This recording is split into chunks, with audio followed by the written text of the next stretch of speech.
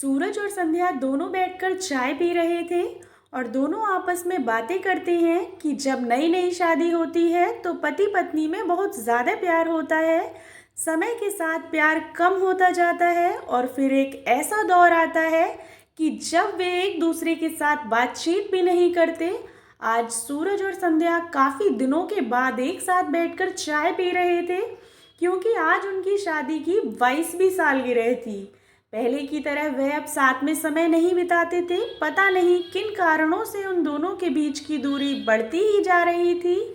चाय पीते पीते संध्या ने कहा, मुझे आपसे बहुत कुछ कहना है, आपको बहुत कुछ बताना है, लेकिन अब हमारे पास एक दूसरे के लिए समय ही नहीं है। मैंने इस बारे में कुछ सोचा है और मैंने इस सिचुएशन से निपटने का एक उपाय निकाला है।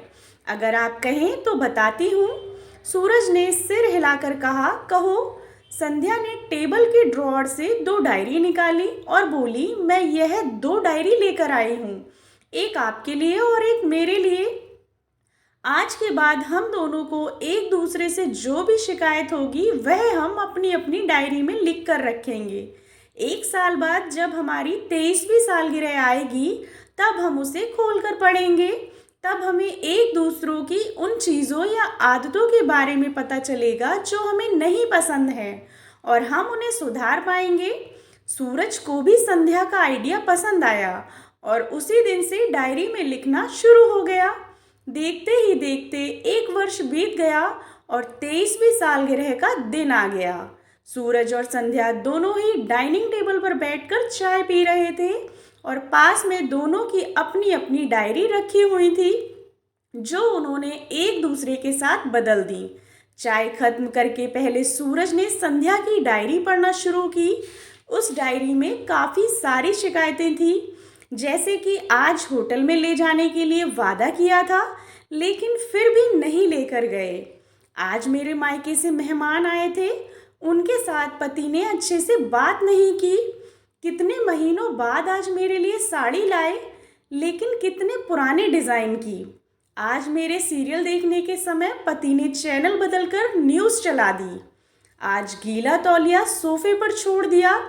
ऐसी कई सारी शिकायतें थीं जो डायरी को पढ़ते पढ़ते सूरज को काफ़ी अफसोस हुआ। वो संध्या से बोला, मुझे इन गलतियों के बारे में एहसास ही नहीं था, लेकिन अब मैं तुमसे वादा करता हूँ कि ऐसी गलतियाँ मैं अब फिर से नहीं दोहराऊँगा। अब संध्या ने सूरज की डायरी खोली। संध्या ने डायरी के कई सारे पन्ने पलटे, लेकिन वह पूरी तरह से खाली थी। कहीं पर भी एक शब्द भी नहीं लिखा था। संध्या बोली, आपने तो डायरी में कुछ लिखा ही नहीं है। सूरज बोला, आखिरी पन्ना देखो, मैंने उसी पर लिखा है। उस पन्ने पर लिखा था, तुमने मेरे लिए और मेरे परिवार के लिए इतने सालों में जो त्याग किया है और हम सबको जितना प्यार दिया है, उसके आगे मैं तुम्हारे खिलाफ इस डायरी में कुछ भी नहीं लिख सकता। और इससे भी ज़रूरी, मुझे कभी तुम में कोई कमी देखने की इच्छा हुई ही नहीं।